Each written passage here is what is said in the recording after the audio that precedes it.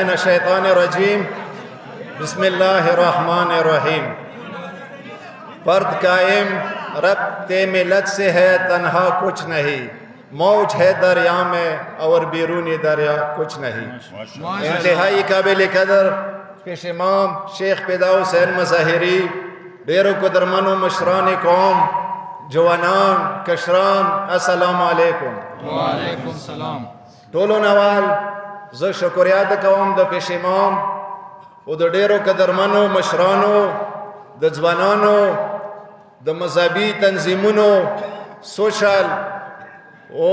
نور سیاسي تنظیمو زړه ګهرایونه شکریا د کوم چې هغوی دغه سیټ پاره زه قابل و لایق وګڼلم یقین وکړه زه امیده هغو خلکو نه لرم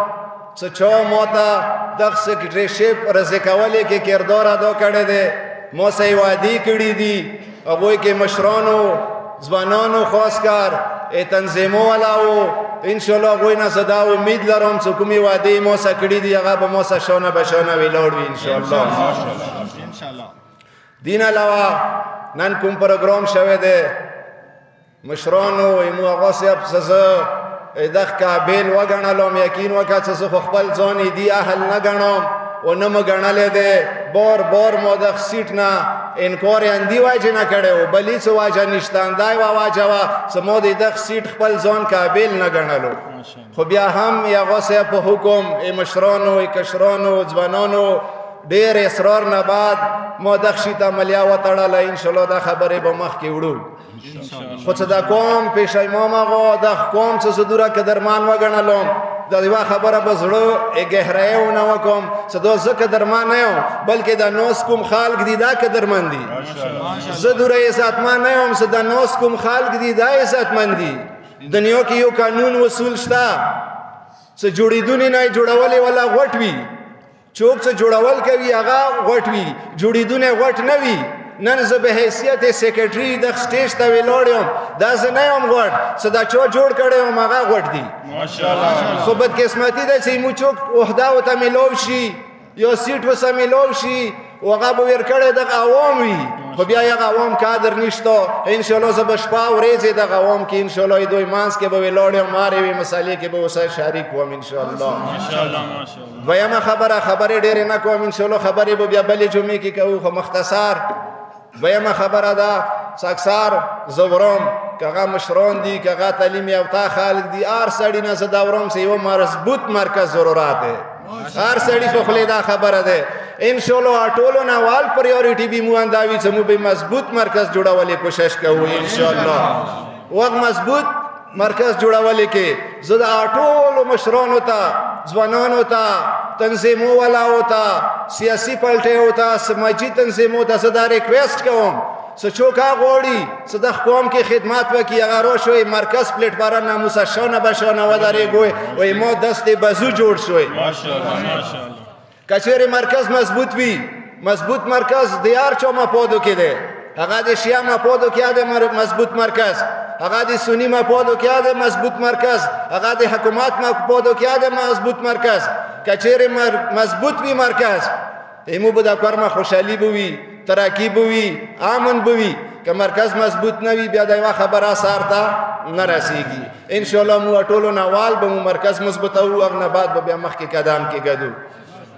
دویمه خبره انشاءالله مو به دا کوشش وي چې مو یو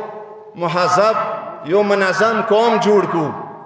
که چیرې مو ته ټول مرګلي شو یو مهذب یو منظم قوم جوړولې کوشش وکړو انشاءالله وریا نه دی چې مو به یو منظم یو مضبوط قوم جوړېږو خو که زه وایم چې دا مرکز دا قوم به زه مضبوطوم دا به زه جوړوم دا بېله ما واس خبرې نه دي دا ټول قوم څه مرګلی شي مشر کشر ټول کورمیوال چې هغه څه پرې ونه وخه ترې منګاله پورې لیځای ونه وخه پیوړه پورې چې موږ دا ټول مرګلي شو انشاءالله یو مضبوط قوم به جوړېږي یو مخلص قوم به جوړېږي او دغه قوم کې پکار دی مو ته هرې طبقې والا خلک برابره حصه واچو هغه نه بعد به یو مخلص یو مهذب قوم جوړېږي که ډاکټر دی که استاذ دی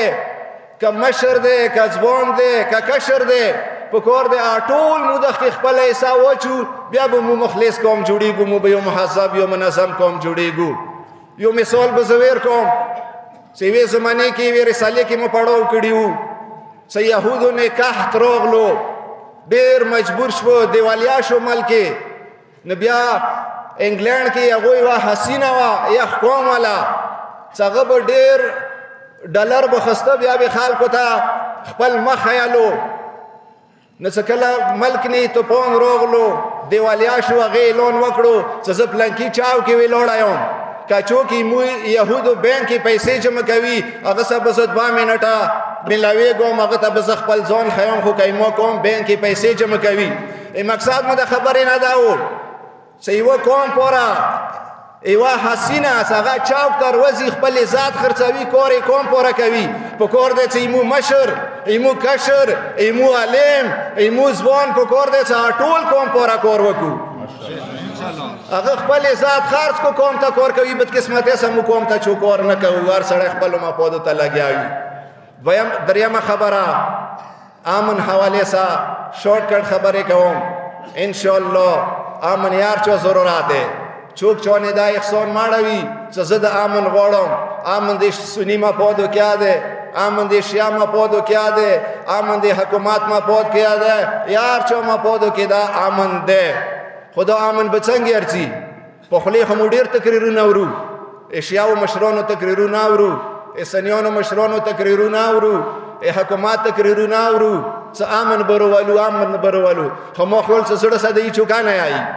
که زړه سوایي منافقت نه کوي امن دوره غټه خبره نه ده چې امن به نرسي